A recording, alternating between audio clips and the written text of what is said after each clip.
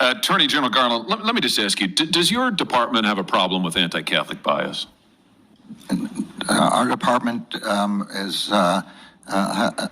protects all religions and all ideologies. It does not have any bias against any religion of any kind. Well, you could have surprised me, because given the resources that you are expending and the apparently intelligence assets that you are deploying against Catholics, it appears, and other people of faith, while simultaneously turning a blind eye while people are executed gang style in the streets of our cities, including in my home state, your answer frankly surprises me. Let's talk about the Mark Houck case, for example. You've been asked about this already today, and frankly, your answers really astound me. This is a case where a Catholic pro-life demonstrator, father, was accused of disorderly conduct in front of an abortion center.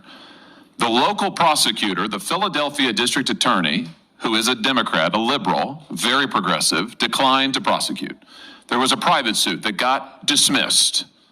And then after all of that, your Justice Department sent between 20 and 30 armed agents in the early morning hours to the Houck's private residence to arrest this guy after he had offered to turn himself in voluntarily. Here's the photo. Once again, you can see the long guns, you can see the ballistic shields, you can see that they're wearing bulletproof vests.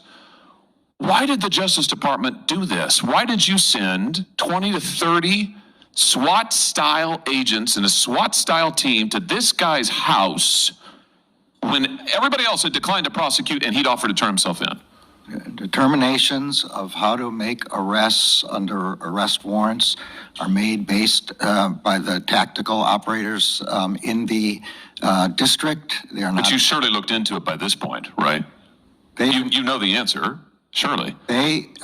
All I know is what the FBI has said, which is that they made decisions on the ground as to what was safest and easiest. So you do not agree with your description of what happened on the scene. You don't agree with my description. I'm pointing out what the photo is. There are agents here who have long guns and ballistic shields. Let's take a look at the hardened criminals that your Justice Department sent these armed agents to go terrorize on that morning. Here they are at Mass. Here's the 7 children with Mr. Houck and his wife. In this early morning, they were all at home. Mrs. Houck has said repeatedly the children were screaming. They feared for their lives. You got these agents demanding that he come out. They've got the guns, she said, pointing at the house and at them.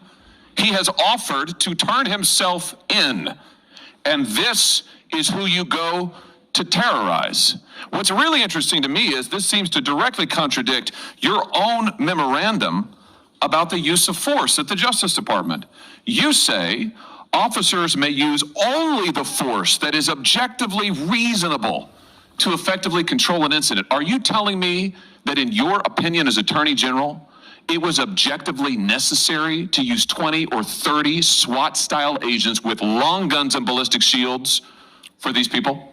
What I'm saying is that decisions about how to go about this were made on the ground by FBI agents. So you're saying you don't know? I'm saying what I just said. Which is that you're abdicating responsibility? I'm not abdicating responsibility. Then give me the answer. Do you think, in your opinion, you are the Attorney General of the United States?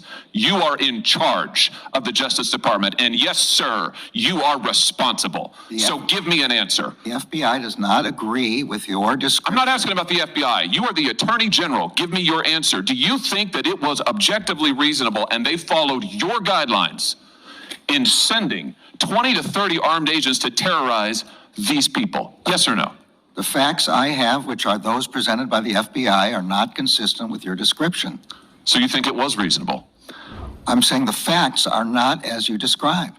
What, that the children weren't there? That there weren't long guns there? That there weren't agents? What do you dispute? What's the factual premise you dispute? Be specific. FBI said they don't agree with your description of... Be specific. They don't agree with what? Of how many agents, of the agents who were there, and of what their roles were. They don't agree. Do you know the jury in this case acquitted Mr. Houck? So I'm sure you're aware. Do you know how long it took him? I am aware, and we respect the decision of the jury. Do you know how long it took him? I don't know. 1 hour. 1 hour. Philadelphia District Attorney declines to prosecute. The private suit's dismissed.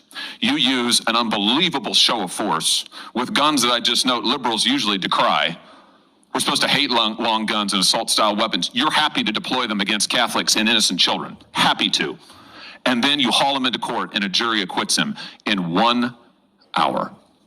I just suggest to you that that is a disgraceful performance by your Justice Department and a disgraceful use of resources. I notice a pattern, though. The FBI field office in Richmond, on the 23rd of January of this year, issued a memorandum in which they advocated for, and I quote, the exploration of new avenues for tripwire and source development against traditionalist Catholics, it's their language, including those who favor the Latin Mass. Attorney General, are you cultivating sources and spies in Latin Mass parishes and other Catholic parishes around the country? No, the Justice Department does not do that. It does not do investigations based on religion. I saw the document you have. What did you do about it? Appalling. It's appalling. I'm in complete agreement with you. I understand that the FBI has withdrawn it and is now looking into how this could ever have happened. How did it happen? That's what they're looking into. But I'm totally in agreement with you. That document is appalling. I'll tell you how it happened.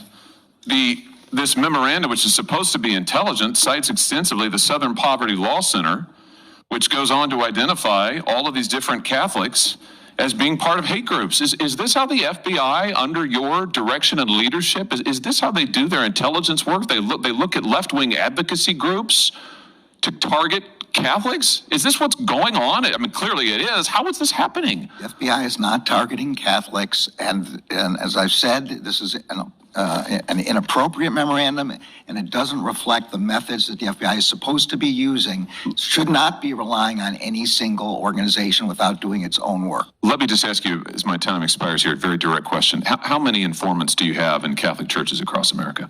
I don't know, and I don't believe we have any informants aimed at Catholic churches. We have a rule against investigations based on First Amendment activity, and Catholic churches are obviously First Amendment activity. But I don't know the specific answer to your question. You don't know the specifics of anything, it seems, but apparently on your watch, this Justice Department is targeting Catholics, targeting people of faith, specifically for their faith views. And Mr. Attorney General, I'll just say to you, it's a disgrace.